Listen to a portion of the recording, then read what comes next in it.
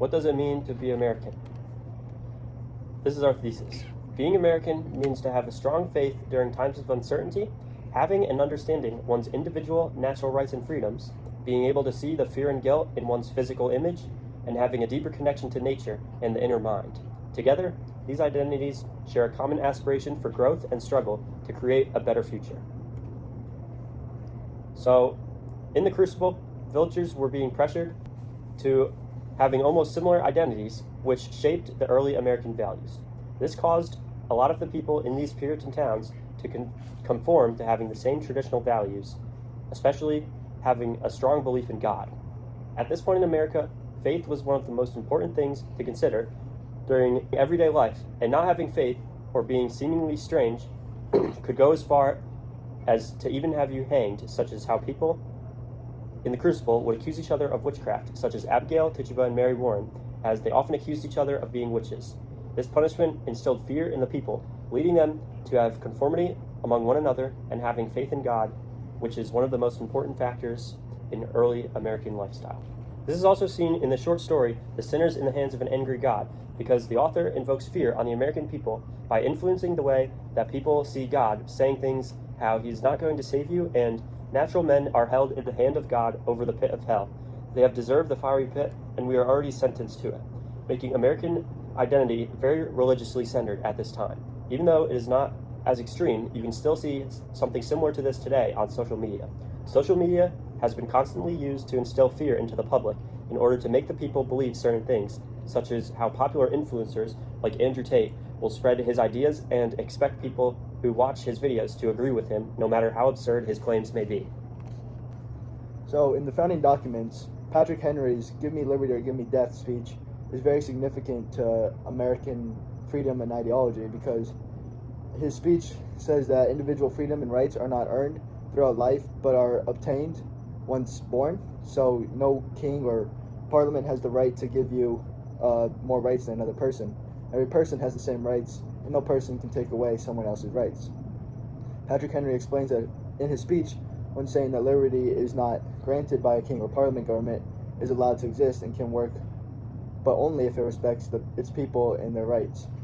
The greatest way for this to happen is by creating documents for people. These documents will allow everybody to keep order for all people, no matter what their social standing may be. This, because the primary role of government is to serve and to protect the people rather than to control the people. Also, in Thomas Jefferson's first inaugural speech, he talks about a peaceful transfer of power, which is necessary for the government to work. He says this because a limited government that protects its people's rights before anything is a very good and strong government that people should look for. He also stresses the importance of having a peaceful transfer of power when a president steps down. Citizens should still be able to agree on topics, even if they have different views. This shows the American ideology and view of life. Freedom includes the right to hold different opinions, meaning that people should not be mad at others for having just a different opinion of theirs. And a great quote would be, "We have called by different names brethren of the same principle." Gothic literature is a genre that began during the early to mid-1800s and included elements like horror, romance, and supernatural elements. More key features included things like setting, the atmosphere, and they tend to play a bigger role by creating the emotion or fear for the readers. The Cask of Amontillado explores the dark side of American individualism, where Montessori acts as his own sort of judge and executioner, and he does this by trying to seek revenge on Fortunato. This sort of created a type of anxiety in American history, and this sort of stressed the justice and morals and the system of how it should be presented of what's right and wrong. This story also focuses on the psychological isolation and extremism, where Edgar Allan Poe reflects a type of new world and how they struggle to define moral boundaries without establishing traditions. Another story, called The Minister's Black Veil, was written by an American author named Nathaniel Hawthorne. The story contains a gloomy setting which symbolizes mystery, isolation again, and guilt. And the features of the power which was known as the unknown. The Minister's Black Veil explores the enduring weight of the Puritan past, using Mr. Hooper's veil as a source of guilt onto the citizens of the society. It also showed a type of hypocrisy because he faced the same issue. The veil also shatters the idea of cohesive Puritan community. It also shows how fear and suspicion leads to ministers' sort of downfall. Basically, the story functions as an allegory critiquing the American culture that prioritizes outward moral perfection over genuine confession and forgiveness. These stories represent conflict in early American life by displaying various ways people typically face their fear factors. They also unfolded emotions that people didn't realize they had before or they could express before. Transcendentalism was a movement in the 19th century that focused on individuality, intuition, and connecting with nature. The idea was that people should think for themselves and not just follow what society expects.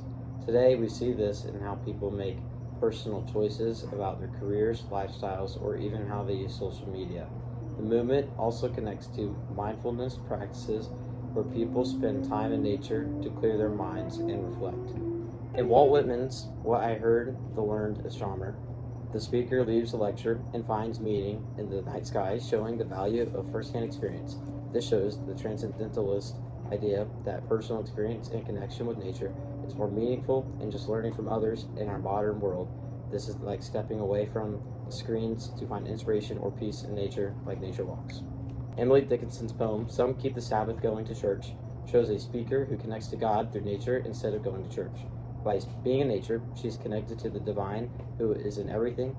Even today, people feel spiritual when they spend time outside, like hiking, stargazing, or just sitting in a park.